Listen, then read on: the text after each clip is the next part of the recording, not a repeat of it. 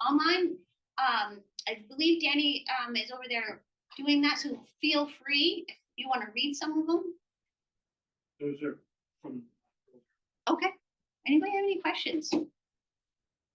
Yeah. A question. I have a 7-year-old who we do a lot of the things that you suggested already. He's diagnosed with so today was an awesome day. He was regularly day. He was an angel. But tomorrow, You don't know what a week. I have no idea who's been dates. Do you have any suggestions on like how do you parent? You know, we also homeschool. Today he wrote sentences. He did a math assessment. No complaints. It was awesome. But yesterday was very different. How do you focus when the ebbs and flows, the ups and downs of just daily? So as a homeschool, kudos to you because it's a lot of hard work. And when he's on, you get the best time to get some of that work done, right? And frequent. A lot of times when you have days like that, it means that something clicked inside. He might have had peaceful sleep. He might have had a day with less stimulation. But with those ebbs and flows, what I would suggest is tracking it. What's changing in the environment to have such ebbs and flows? So kind of taking calendar just for the first week. Okay, today was a good day. What was your day like? And then, okay, this next day was a harder day. Why? Was there more transitions? Was there less transitions? Was there less structure? Really looking at that environment piece.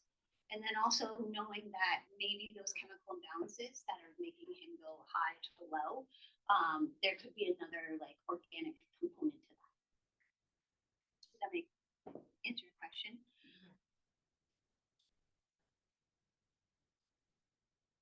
Basically everything that we nutrition. I'm a supplement woman. Yeah. There's a lot of amazing supplements out there for ADHD that can make that ebb and flow less. You know, medication has its place, right? But a lot of times, especially for boys, they tap out right around freshman year, sophomore year, because of how much they metabolize it. And so there's more of those ebbs and flows. But for your little man, it's a definite, you should try to track, see what's going on in his environment. Did he eat that day? What did he not eat? See if there's something organic that's making it more frequent. Yeah. Okay, we've got a couple questions. Okay.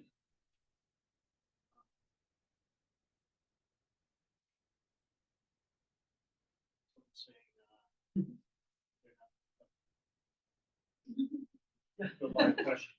No, that's not it. The microphone is Oh, they can't hear the participants. Oh, you can't hear the participants. Yeah, sure, I'm sorry. The participant was saying that your 7-year-old, right? 7-year-old had a lot of ebbs and flows. Some days were really good, and then there was many days that were hard, and how to offset the multiple ebbs and flows that happen within the week. So then one is asking in the time management strategies, it said set alarms. What does this look like? That's a really good question.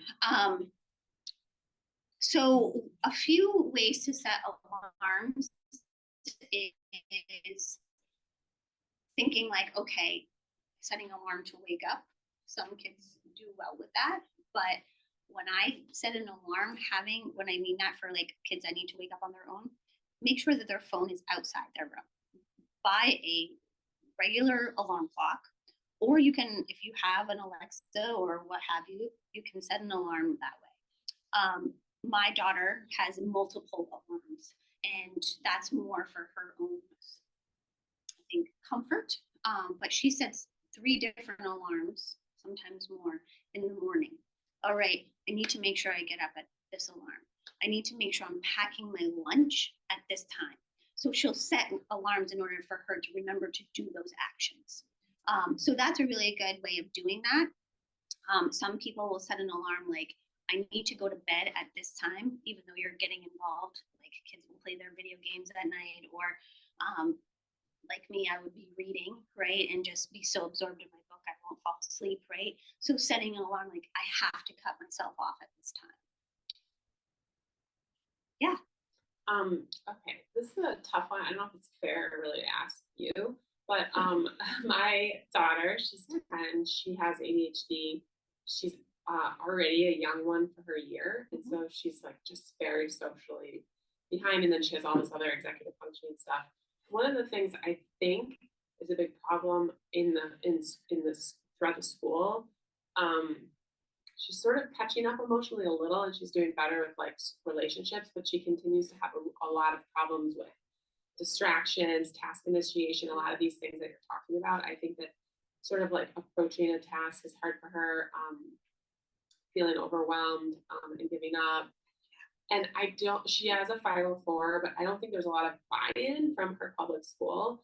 And I don't know how to advocate for her about things that she might need in the classroom. One, I'm not an educator, and I don't always know how to like communicate what I want for her, because I don't always know what she needs. Absolutely. So I guess like sort of like how can I sort of like, I don't know, ask for things from her teachers, to have the knowledge and resources of what to advocate what are you even for. asking for?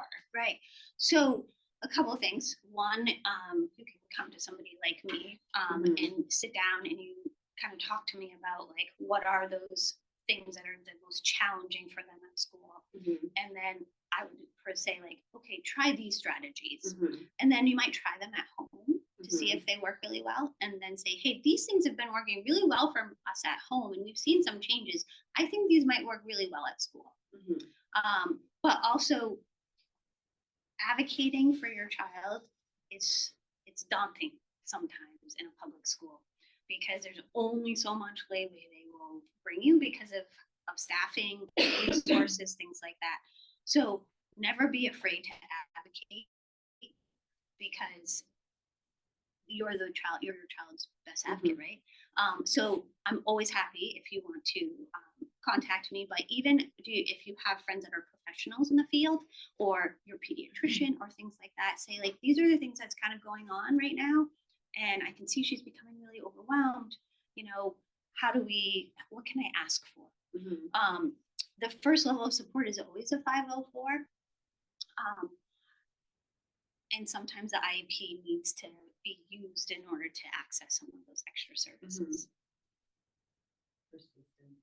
Yeah. And not feeling bad at Right. all. Not at all, even if you have a bad meeting, or just keep at it, and asking for communication from the school so that you're getting information, not just from your kid, make them accountable to tell you what's going well, what's not going well, when, how, are they collecting data, are they sharing it with you, even if ultimately some of it's not particularly useful, making them realize that you're serious and you're going to keep coming back, and you're, and you want to collaborate with them, but you're not going to just let it slide.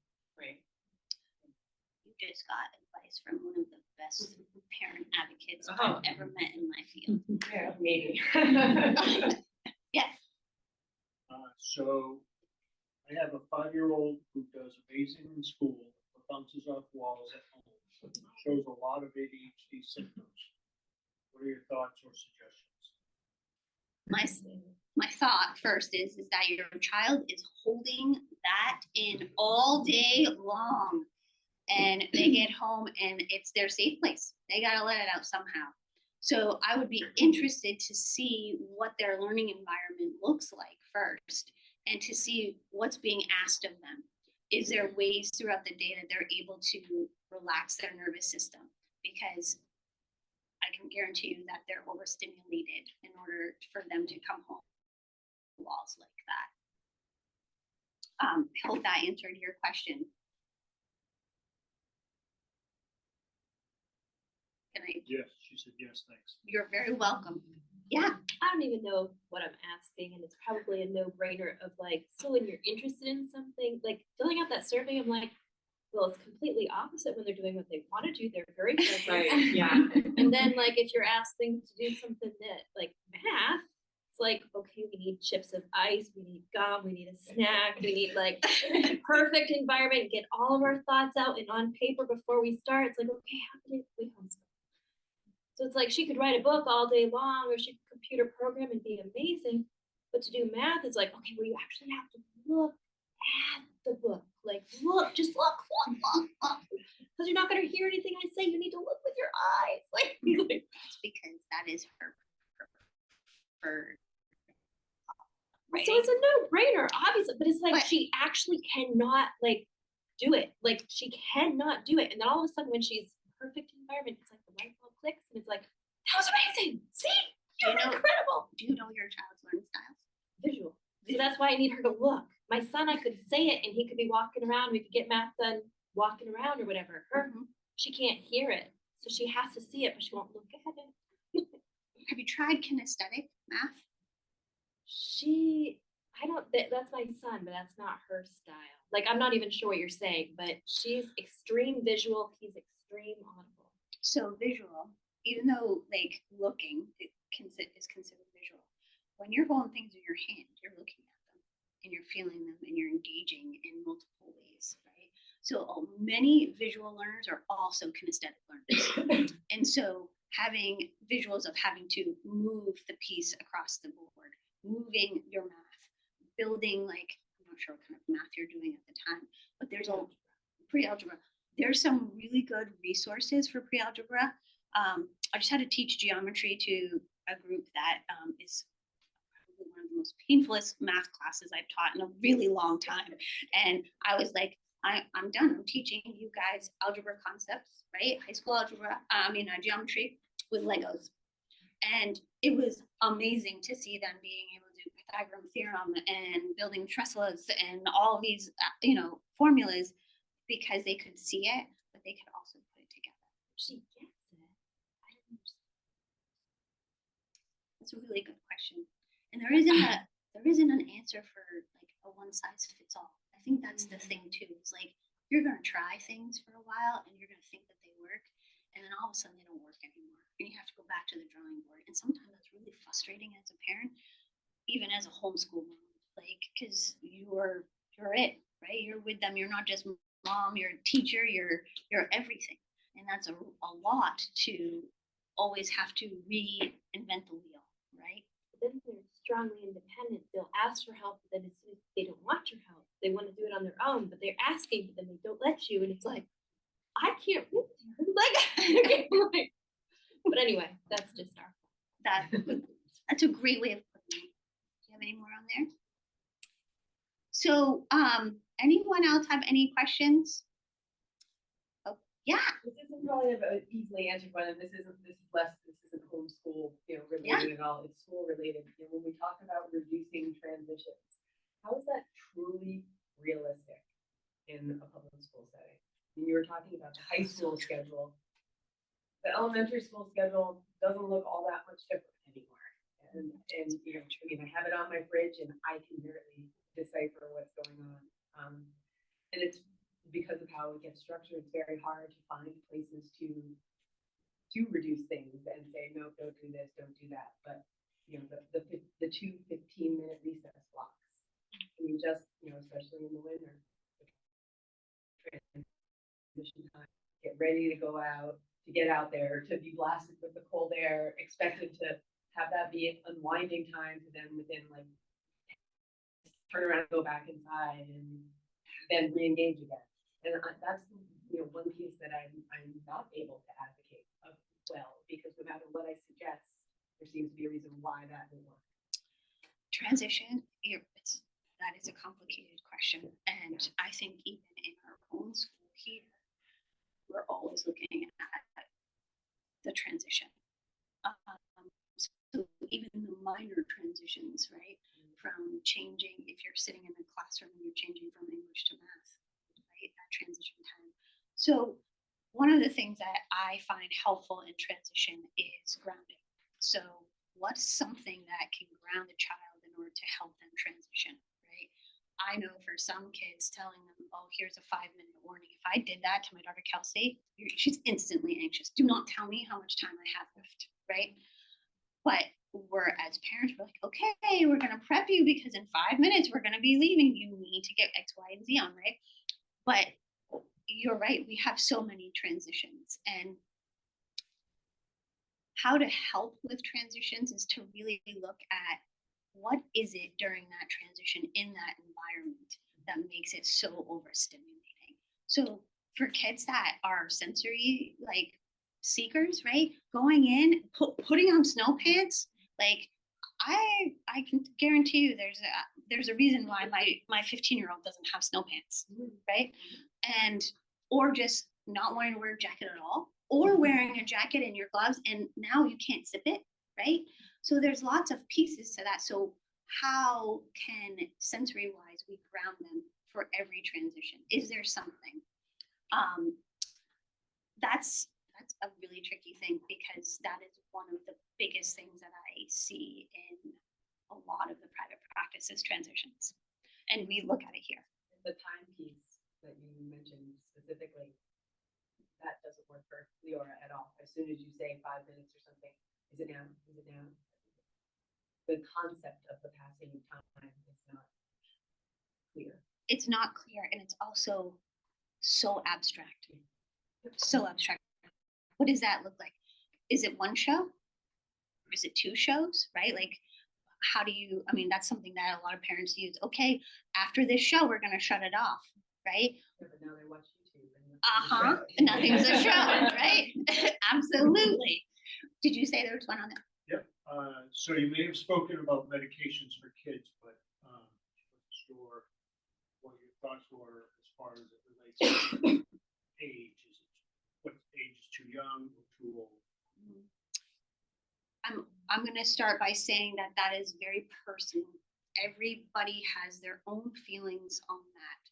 So I'm only going to share my own personal feeling on this because of the place that I work, especially in my doctorate program. I work with doctors in this program through Maine Health, and they have a very different view than I do. I like to try everything and use medication for the last resort because medication also has its own effects on the nervous system. And so what you see is I'm going to give you this medication and you're going to have this side effect. So now we're giving you another one. And so the brain doesn't actually develop naturally on how it would, right? So, but there are times where medication is totally needed, right? So I'm not saying it's an all or nothing. I say it's very personal. In my own household, we do supplements first, we do diet, we do routine, we think about what's happening, right? What strategies we can put in place, and then we use medication if needed, right? So, but everybody has their own feeling. But I do think if you start medication at a very early age, you're going for a long road ahead of you. But that's the society we live in, right? Pill will fix everything. Did you have a question? I just kind of have it's not even really a question, but looking at other people that I know and watching their kids go off to university. I've got a high school student, a freshman, and you look at, is my child going to make it? So you think, oh, my child's so smart, whatever. But then they're now in high school and camp with the Catholic toothpaste. So how is a smart kid going to go to university, get themselves up in the morning, all these things? So, and then even my child will say, Mom, you're way ahead of yourself, which is true. She's going to grow, her executive function is going to improve. But when you have ADHD, you have all these things, and then you think, I can't keep doing, packing the water bottle and having everything by the door, and but if I don't, the morning's going to be a nightmare. So I just want the day to go smoothly so that she can, start without anxiety, start the day, have a good day, and overall there's lots of pluses, lots of good days. But how does that go? I just can't, I can't picture how that's going to look in a few years because I see kids going to school and they're struggling because their parents have done everything for them every step of the way. No failures, no So you add ADHD into that picture. Just kids that don't have that are like just being walked right out the door to adulthood, and they don't have the skills. What do we do? I feel like we're doing some things that aren't right. we're over. I'm with you managing on this one, but I also know I have empathy because my 11-year-old, if I did not pack her lunch for her, she would leave the house and she would be a hot mess all day long. If I didn't set her water bottle on the side of the counter, did you get your water bottle? Did you grab your backpack? Like those things, right? But our other kids had to do those things independently. It's a joke in our house that I'm still packing her lunch, right? Because she should be able to do it on her own, but she wouldn't, and she would be a mess all day long. So what you're doing, in some way, you're like, oh, I'm enabling this, right? And they should be doing it on their own, right? But give you hope, yes. In 4 years, they're going to grow, right? The hormones are gonna kick in, and it's gonna all level out. But there's supports at college that help with that too. There is. Looking at colleges and seeing what they're more in tuned now. I work with a lot of different people that are college professors, and their first thing of freshmen that come in is like their moms. Okay, let's help you organize. It's not a you fail right off the bat. And I think universities are really changing their concepts of what is needed that freshman year. And really preparing them. But as a society, parents, we overparent, we helicopter. We always want to be in their business. We always want to be doing everything for them. I mean, our oldest, who's 26, she was showing her friends how to do laundry, right? And so some of these life skills we're used to, we want to do that because we think we have to. But your daughter needs to have some skills worked on through those high school times. And that's what our private practice has a lot of high school kids, because we're not teaching them those strategies, like I said at the beginning, in school anymore. So it's left all for the parent, right? You get the notices from home, your kids aren't doing this, this, and this, and now it's all on you. But you're only with them for a fraction of the day, right? You're with them at their tightest time. First thing in the morning where their eyes are barely open, and when they get home from school or work, right? And so there are these skills that need to be worked on within the unit of school, and we don't do that. We're so focused on math, literacy, science, right? All those things. But if you look at a child that has ADHD and there's maybe 2 years behind in executive function or whatever, so then I think, well, that means that everything needs to slow down, or my expectations maybe need to change of what I think both, a ninth grade looks like. And I think of what I was doing or what my sister was doing at that age, and I'm like, that's when it hit me. That I'm like, okay, this isn't right. Like, I'm a huge proponent of a gap year. A huge proponent of it. In particular for these children that have executive function, that need a little more time. They just need a little bit more time. They need time, but that gap year has to be used in order to work on those things. It's not a gap year that I just sit at home and don't do anything. You're working on those skills. Yeah. It's for success. For success. Getting a coach, right? So it's not all you, because teenagers at a certain time, moms are white noise, right? No matter how great your relationship is with them, but it's good for them to have another connection. And colleges too, for students that have ADHD, especially, they have coaches on site that focus just on executive functioning. I don't want to monopolize every second you have, but one last thing. So when you look at these emotional regulation, do you think for ADHD, are you looking more for a coach? Is it better to have a coach or a therapist? I say a coach. I say a coach because you're waiting for about a year now to find a therapist, and you're wasting time versus finding a coach. You're not just working on, a coach is going to do that cognitive behavioral therapy. Like that's what we use when we do our stuff. And a coach is a positive, right? Just like if you have a coach on a sports team, you're teaching them skills that they're going to use later on, right? And some of our students, we follow through college, right? And so having a coach, I feel at this time in the society, it's a positive move versus going and then you sit with a therapist and you're working more on emotion. You're not working on executive functioning skills. You're just kind of focusing in on that emotional regulation. You're not looking at all of those areas. You're welcome. Go ahead. I don't really have a question as much as a comment. Yeah. When you're thinking of neurodiversity and we've got these kids and maybe these families, my house is a very neurodiverse house. And we were really late in life to learning that. And it's okay as an adult to say, this is really hard for me and I can't do that. I need to do this a different way. My husband's, he's autistic, and for him to be able to go to work and be like, I can do all this stuff for you, but when you ask me to do this, I can't do it. It destroys my life to do this thing. And for him to empower himself to do that, I think is one of the messages that we want to give our kids, that we're not doing all this to fix your brain so that it's a normal brain. We're doing this so that we can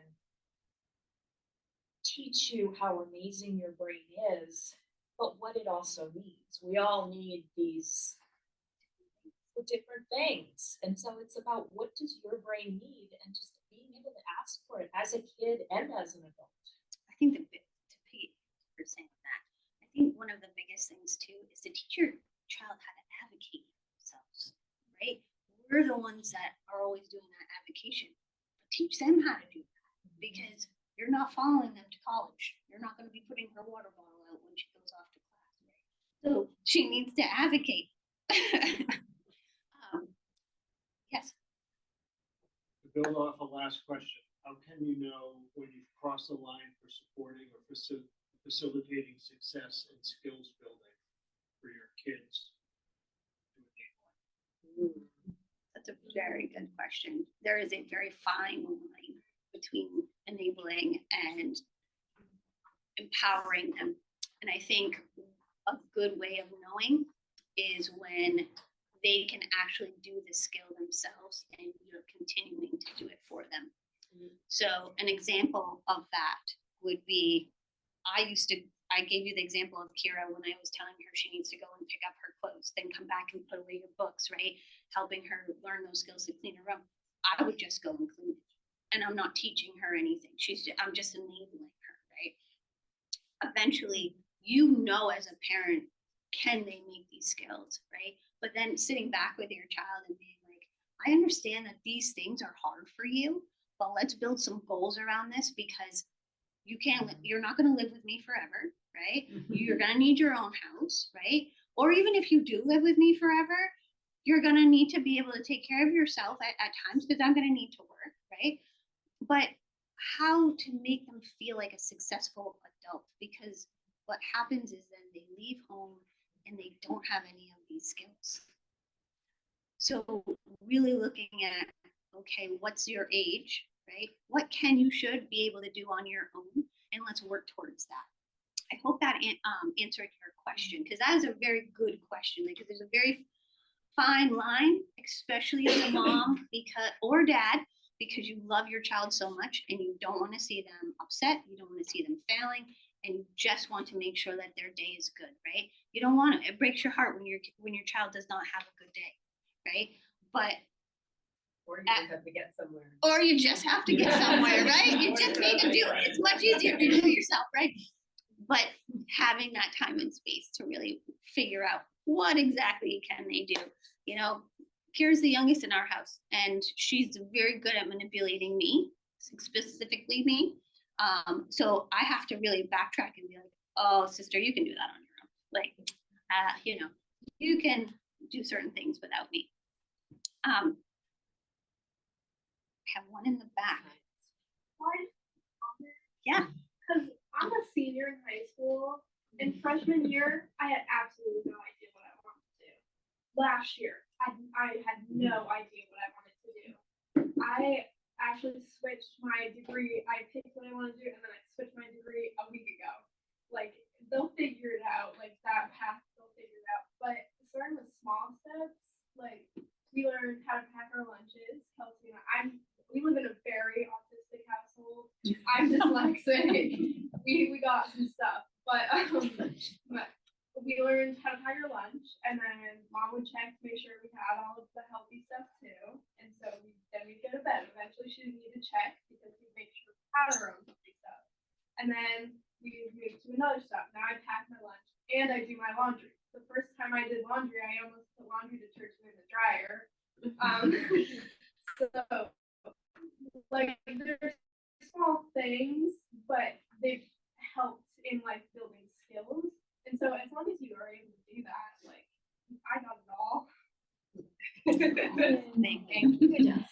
We had one last question. You mentioned with dyslexia, like, and I don't know what my son has. We homeschooled and we've never gotten tested. We just did physical vision therapy, and that helped a lot. For writing, he used to just sit and stare at his notebook for an hour, be like, okay, do you want to spitball some ideas? I mean, he'll talk to you all day long and, recap so many things. So I've kind of gone the path of least resistance of, oh, you're interested in sports. Okay, you want to listen to a sports recap and then write what you're hearing. I'm like, okay, that's training to take notes, but I don't know how well that's helping with writing. But I mean, he is having to, like, put words on paper. I mean, is that too handicapped, or is that like an okay thing to? I mean, his sister like write a 100-page book on a regular basis, and everything was okay until all of a sudden it's like, oh, nothing's right anymore. It's like he used to flip his letters, all that stuff. He does all sorts of different things that I was told was fine, then not fine, and then we did vision therapy for a year, and he can now read. So I would try to do like a voice to text or to have you transcribe, because what you really want to determine is it comprehension? Like, is he comprehending, and is there more that he would put on paper versus? He's got amazing vocabulary. He can regurgitate factual information really easily. So most likely it's a form of dysgraphia. Right. That's what we suspect. So with dysgraphia, it is incredibly painful for the writing process. It's painful. Yeah. And horrendous. He has it all in his head. Typically they have a very high IQ too. Yeah. And so what I would encourage is some type of tool. So we have tools at school for kids to use. Dictation. You can have somebody transcribe. They even made these pens called live scribe pens, and he can say what he wants in it, and he puts it in his hand, and he actually has this movement. It's fascinating. So I was the transcriber for a while, where I had a sister because she's an amazing typist. Yeah. Like, do you test for dysgraphia? You mentioned dyslexia. Do you test for dysgraphia? Yeah, absolutely. Yeah. Any other questions online? Okay, I took 2 extra minutes of your time tonight. Oh, the thank you slide. Oh, next workshop. Sorry, guys. If you're interested, the next workshop is February 8th, and this one is about understanding autism and integrating the brain system. And I can't say enough, when I work with my autistic students and my family, this works amazing for them. Somebody asked me about medication. I'll share a very sensitive story with you. My middle daughter has autism, and my youngest, and my middle daughter has profound anxiety and OCD. And we have done so much work with nutrition and exercise and supplements. And she's now at a level where all of those tools, and she's got amazing tools, isn't working for her anymore. And it's pretty profound. And so now we did offer medication. And at this point, she looks at it, and it was her choice. She asked for it, not me. She asked. And now she can say to me, I like it, I don't like it. Right? Some of these medications, they change that creativity. And I can't speak volumes to my students that I have that have ADHD, and they're put on meds, and they lost that focus, that creativity, that piece of them. And so a lot of them don't like it because of how it makes them feel. So for my daughter, for her to ask me for that, that means that it's the time. It's the time to give it to her because that's what she needs. But like I was trying to say, the Baines, that's who I am. That's how I parent. It's how I teach. It's how I live my life, and it's worked volumes for her. So if you know anyone that would be interested in learning about that, please let me know. All these talks are free. Just trying to help. We live in a time where there's not enough resources for parents or teachers or whoever, and I don't want you to have to wait on a wait list or pay a ton of money because that's what everything ends up being, right? And we just need to work as a community to help each other. So I really appreciate your time tonight and for you to be here. If you have any questions, feel free to email.